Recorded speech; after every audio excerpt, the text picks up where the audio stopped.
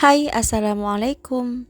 Selamat datang kembali di channel Ami Humaira. Jadi, video kali ini aku mau tunjukin ke kalian perkembangan atau progres rumah aku ya. Pembuatan rumah aku tepatnya selama 2 bulan ini. Dan ini dari mulai tahap pertama banget, masih belum ada apa-apa ya.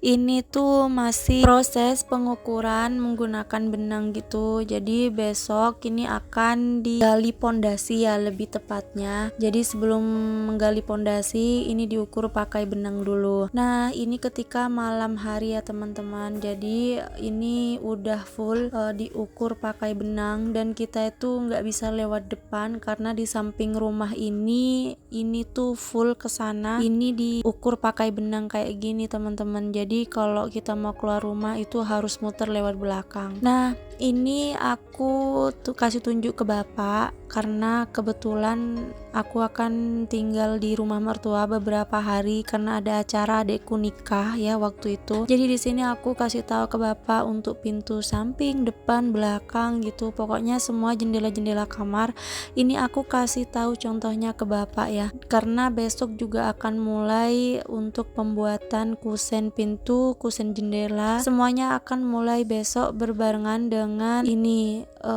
penggalian pondasi gitu.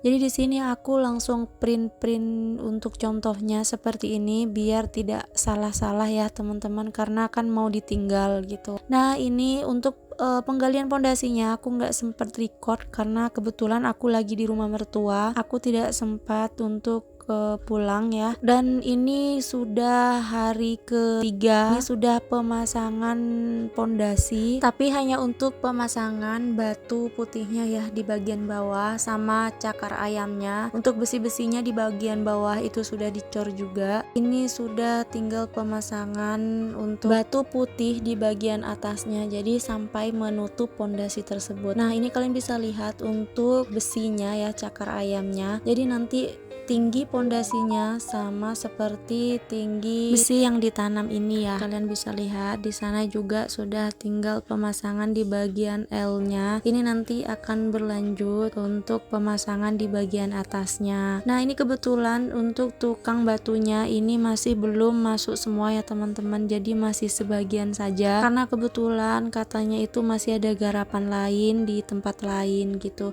Jadi ini kuli sama tukangnya hanya beberapa saja yang masuk. Nah, di sini aku pakai tukang batunya itu biasanya ada 4, kemudian ada tukang kayu 2, dan juga untuk kuli atau keneknya itu aku pakai 5. Tapi sementara ini yang masuk untuk tukang batunya ini 3, dan juga keneknya ini sementara yang masuk hanya 4. Dan ini keesokan harinya ya teman-teman. Ini tuh sudah tahap pengecoran untuk pondasinya. Jadi sebagian sudah dipasang untuk besi-besinya seperti ini, besi yang sudah dirakit ya. Jadi ini ada beberapa tahap pengecoran mulai dari pondasi, terus nanti di atasnya juga ada lagi pengecoran lagi gitu. Jadi di sini sebenarnya ini tanahnya tuh kayak tanah gerak gitu loh teman-teman. Jadi kalau musim kemarau dia tuh kayak terbelah gitu loh. Apa ya, kayak pecah tanahnya gitu. Jadi aku khawatir takutnya nanti dampaknya ke keramiknya ya. Jadi di sini untuk pondasinya aku benar-benar pakai full besi, dan juga besinya aku pakai yang merek HIJ. Untuk ukurannya ada yang ukuran 6 untuk begelnya, sama yang untuk panjangnya itu ukuran 8 HIJ katanya itu sama dengan ukuran yang 10 SNI teman-teman. Dan di sini untuk besinya itu tadi aku habis sekitar 300-an lonjor kalau nggak salah teman-teman, karena di sini tuh aku belinya nggak barengan karena tuh nyicil, tukangnya tuh nggak bisa langsung memutuskan semuanya berapa gitu, katanya takut lebih gitu ya. Jadi awalnya itu aku ada beli 200 lonjor, kemudian 80, 40 gitu. Pokoknya ada ya bukunya di sini aku. Tapi nanti bakalan aku spill budgetnya di video berbeda aja ya teman-teman. Jadi sini kita fokus ke videonya aja. Dan di sini kebetulan aku beli tanah uruk ini tuh untuk penimbunan pondasinya ya teman-teman. teman-teman, karena kalau masih gali sendiri tuh bakalan lebih banyak habisin biaya. Jadi sini sebenarnya aku mau beli tanah wuruk itu yang kayak batu putih itu loh, cuman katanya nggak ada, jadi belinya yang kayak tanah biasa tapi ada kayak campuran pasir-pasirnya gitu. Ini untuk tanah wuruknya sendiri aku habis 6 dam ya, 6 dam truk seperti ini. Jadi di sini tuh harganya 425 kalau di tempatku, karena beda lokasi, beda harga juga ya teman-teman. Dan ini lanjut kita ke pengecoran untuk pondasinya lagi. Untuk tanah wuruknya tadi itu masih belum ditimbunin ya teman-teman, karena untuk pondasinya sendiri ini masih belum selesai. Dan ini untuk tahap pondasi aja ini memakan waktu sampai 1 minggu ya teman-teman, karena aku mulainya itu hari Sabtu dan ini tutupnya pondasinya ini hari Sabtu juga. Kemudian untuk penimbunannya ini sendiri ini dilakukan ketika sudah selesai untuk pembuatan pondasinya. Jadi sudah full ya teman-teman, sudah bisa ditimbunin gitu. Dan di sini sebenarnya aku kayak rugi ya, karena waktu itu tukangnya dia malah ikut nimbunin tanah juga, dan sedangkan bayarannya itu sama dengan harga tukang. Jadi karena memang sudah dikejar waktu mau dipasang batakonya ini, jadi sudah mau lanjut ke atas. Akhirnya hari itu seharian full ini tukang sama semua kulinya ikut nimbunin tanah ya. Nah, kenapa aku bisa bilang rugi? Karena tukang ini upahnya kan beda ya, dari 110 sampai 120 untuk tukang aja, sementara untuk kuli ini 90.000 untuk upahnya. Nah, sehari itu kerjaannya sama, kerjanya nimbunin tanah ke pondasi ya. Akhirnya aku memutuskan untuk bayar orang lain waktu malam hari. Aku menyuruh orang lain di daerah bapakku di sana, sama bapakku juga ikut bantu waktu itu. Jadi aku bayar orang itu 90.000 per hari atau per malam ya. Jadi sesuai dengan upah kuli pada umumnya, karena ini kan dikerjakan ketika malam hari. Jadi untuk waktu istirahatnya ini hampir ada ya, ada istirahat tapi jarang, tidak sebanyak ketika siang hari. Karena kalau siang tuh kan panas ya, jadi dikit-dikit nanti istirahat, dikit-dikit istirahat. Nah, beda ketika malam hari, jadi ini kayak jos terus, kerja terus gitu. Dan akhirnya itu selesai 2 malam ya teman-teman untuk penimbunan tanahnya. Ini lanjut keesokan harinya, ini sudah mulai pemasangan kusen pintu, kusen jendela, semuanya sudah mulai ditegakkan. Kalau dibilang gak ada drama, pasti ada ya teman-teman, bukan tidak ada. Bahkan ini setiap hari ada saja dramanya ya. Itu entah berhubungan dengan tukang, berhubungan dengan pasangan, ataupun orang tua.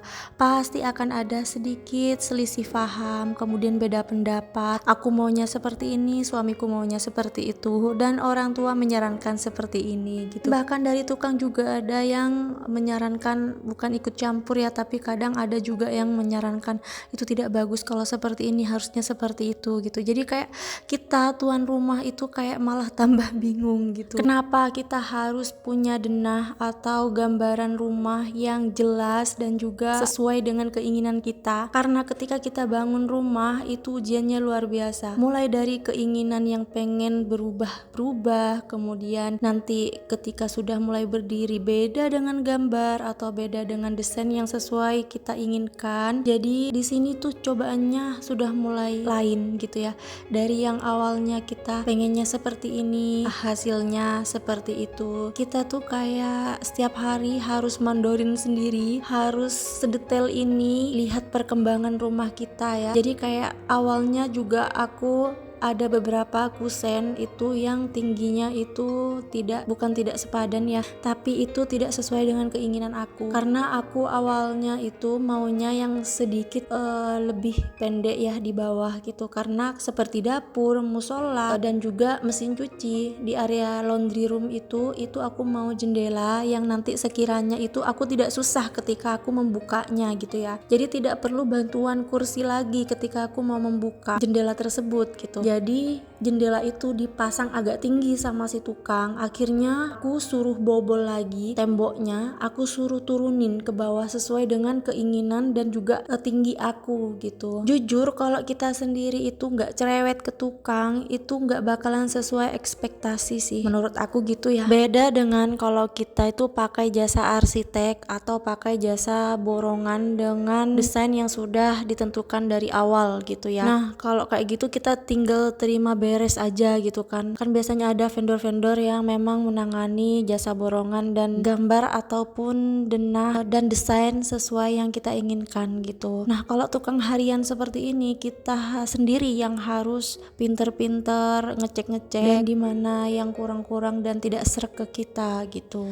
Nah ini tadi kalian bisa lihat itu ada tukang, itu kepala tukangnya tadi juga sempat pasang losternya ya di atas itu, di atas pintu. Sebenarnya itu juga kebalik teman-teman, karena aku juga salah informasi sama si tukang kayu, karena waktu itu tukang kayunya itu libur 2 hari. Akhirnya si yang masang itu tukang batu itu nggak tahu juga, jadi nggak ada konfirmasi kalau untuk yang ada kawat nyamuknya itu atau ramnya itu yang di sebelah di bagian dalam gitu. Akhirnya si tukangnya itu naroknya di bagian luar, ternyata itu katanya salah, harusnya ada di bagian luar yang ada kayunya gitu ya. Oke lah, dramanya di sana juga sudah mulai ya. Nah ini kalian bisa lihat ini sudah mulai diberdirikan ya, untuk kusen-kusen sudah selesai semua, ini tinggal proses pembuatan pintu untuk tukang kayunya. Cuman karena hari ini tuh tukang kayunya libur, jadinya nggak tahu yang mau masang untuk tukang batunya. Aku pun ditanya, aku juga nggak tahu harusnya modelnya tuh kayak gimana, yang mana di luar dan yang mana di dalam gitu. Dan oke lanjut, ini aku udah pesen pintu kamar mandi. Ini tuh sebenarnya bukan salah gimana ya, salah pemesanan, harusnya sih belakangan gitu ya teman-teman. Kalau pas udah selesai semua baru mulai pesen untuk kloset dan juga pintu kamar mandi, karena ini tuh aku awal banget pesennya gitu, sampai dimainin sama anakku, ada beberapa yang patah juga. Kalau untuk pengemasan dari sananya sih aman ya, pakai kayu luarnya, kemudian untuk dalamnya masih menggunakan tali apa gitu, pokoknya ya terbilang safety lah gitu. Dan ini lanjut, ini sudah mulai tegak separuh ya teman-teman, jadi sudah mulai mau penutupan ke atas gitu. Sementara untuk batakonya ini tuh aku beli 4.000 biji ya, 4.000 batako teman-teman, tapi itu masih kurang. Sebenarnya ini untuk keseluruhan habis 4.750 batako teman-teman, hampir 5.000. Nah ini untuk di depan ini sudah mulai pengecoran di bagian atas ya teman-teman. Jadi karena di bagian kamar ini di L dia sedikit lebih pendek, jadi sudah mulai dicor. Karena nanti aku untuk atapnya itu yang model kayak perumnasan gitu, aku nggak tahu itu apa namanya ya. Pokoknya itu nanti ini ada 3 anakan atap gitu, yang mulai dari pendek, lebih tinggi dikit, dan paling tinggi gitu. Ini juga sudah pemasangan loster dan juga glass box di bagian samping ya. Ini tepatnya yang ada losternya ini di kamar mandi, dan di depannya itu toko. Dan kemarin aku juga sempet ngebor ya untuk airnya. Sebenarnya sudah ada untuk di sebelah rumah itu, di rumah yang lama, sumur bor yang lama itu. Cuman kata bapak itu jaga-jaga, takutnya kemarau nanti itu sumber airnya itu kurang. Jadi aku buat sumur bor baru di depan rumah aku di samping sini. Jadi kemarin juga sempat ada yang nanya, itu dibor atau disuntik doang kak katanya. Jadi ini tuh dibor ya teman-teman. Jadi buat sumur bor kayak gini, ini tuh murah di tempatku, hanya 1.500.000 untuk jasa pengeborannya. Cuman kalau untuk sama pralon, kemudian untuk biaya makan dan lain-lain, ini hampir 5 jutaan juga sih ya habisnya. Dan ini memakan waktu dalam kurun 2 hari ya teman-teman, karena untuk sumur bornya ini sendiri kedalaman 20 meter. Sebenarnya di 8,5 meter itu sudah keluar airnya, cuman kita khawatir nanti kekurangan sumber air ketika musim kemarau gitu. Jadi ini dilanjutkan sampai kedalaman 20 meter. Dan ini proses pengeluaran pipa dari dalam sumurnya ya. Ini tuh habis sekitar 3 lonjor pipa. Untuk keluarnya aku pakai yang 3 dem, kemudian untuk dalamnya aku pakai yang setengah dem saja. Dan ini masih dites ya, percobaan.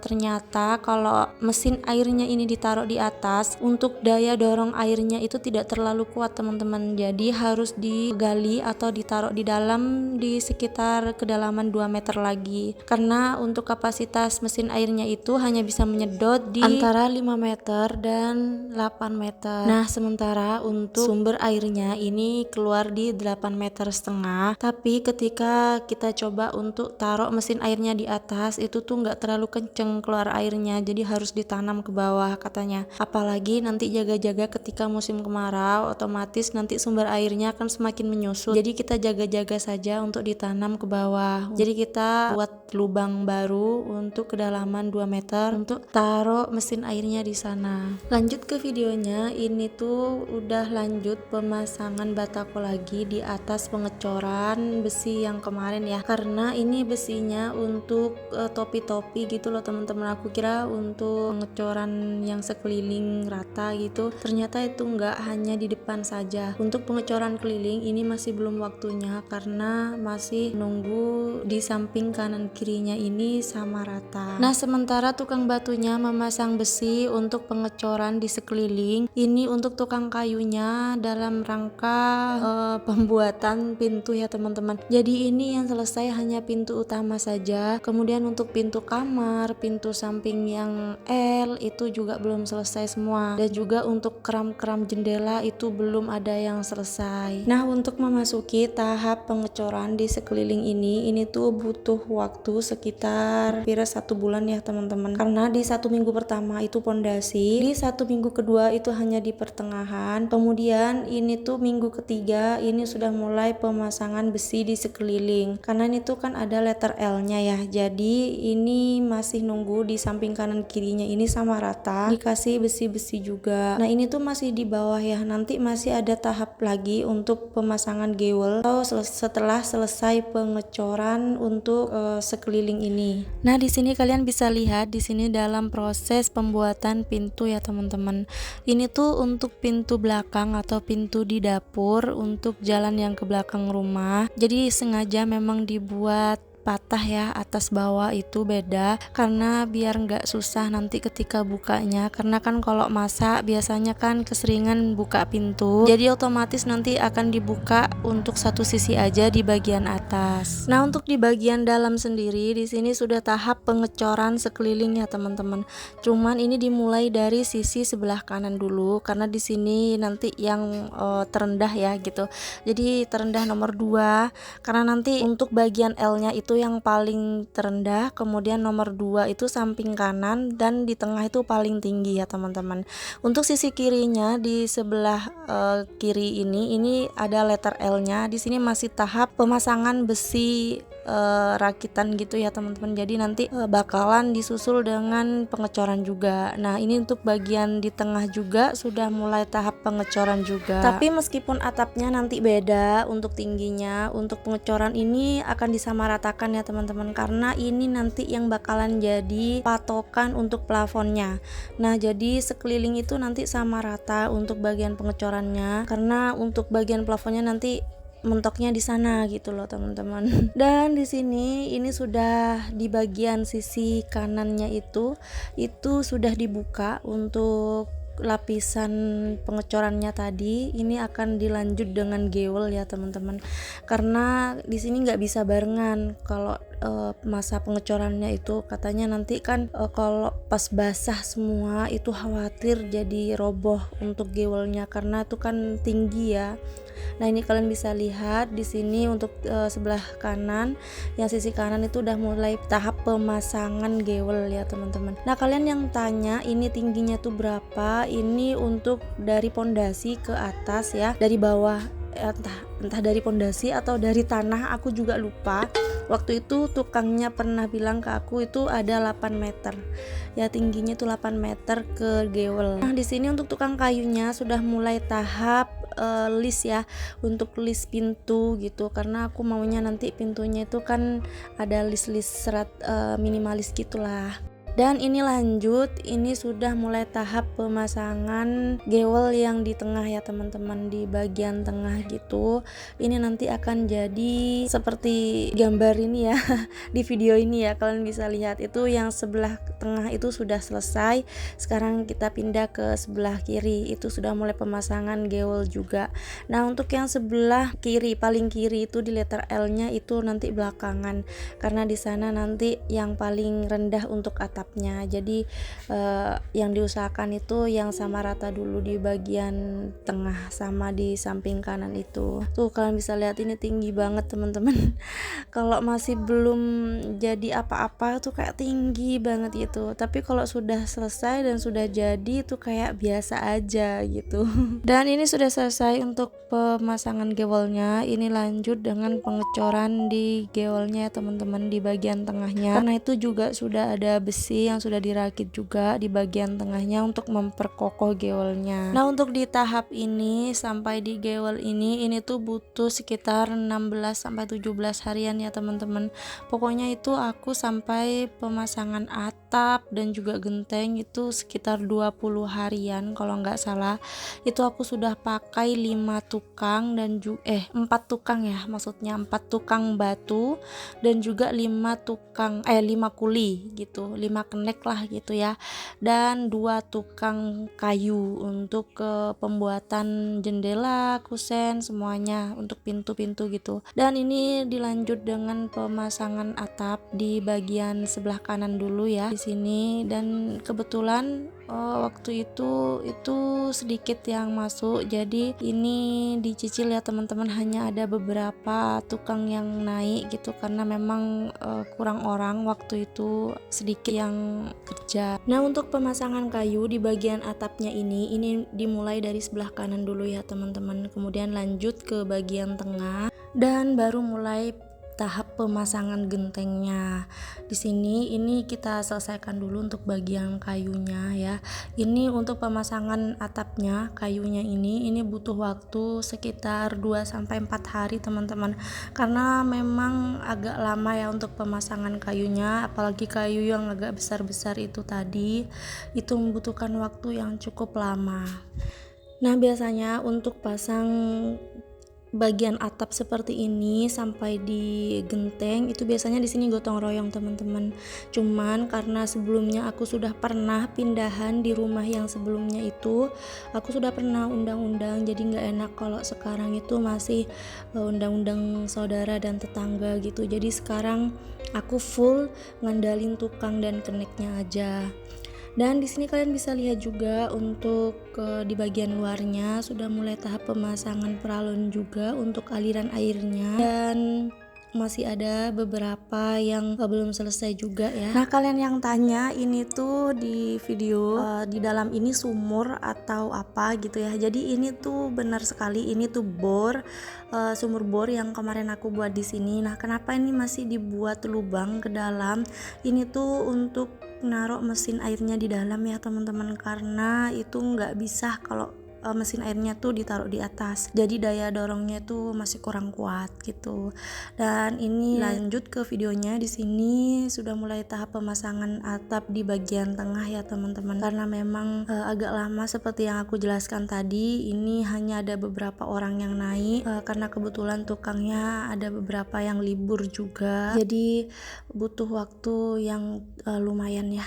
Dan ini sudah mulai tahap pemasangan genteng. Di bagian tengahnya itu sudah terpasang gentengnya ya teman-teman, cuman belum tadi tuh nggak sempat ke record, jadi ya udahlah kita langsung ke bagian sisi kanannya sini. Nah, kenapa diambil dari yang sebelah tengah dulu kata tukangnya, ini tuh biar lebih memudahkan nanti, biar tidak terinjak yang di bawah gentengnya gitu. Jadi yang di atas terpasang dulu, baru kemudian yang di bagian bawahnya. Nah, setelah selesai semuanya terpasang gentengnya ini di bagian belakang dan depan, barulah bawah, kita pindah ke yang bagian paling bawah ya. Ini yang di bagian letter L-nya di sini. Ini tuh yang paling terendah atapnya. Nah, di sini aku baru ingat teman-teman. Ini nama atapnya itu adalah atap pelana ya, teman-teman. Jadi aku baru ingat kalau kata orang sini kita nyebutnya itu model perumnasan karena kebanyakan rumah-rumah yang subsidi itu kebanyakan kayak gini atapnya gitu.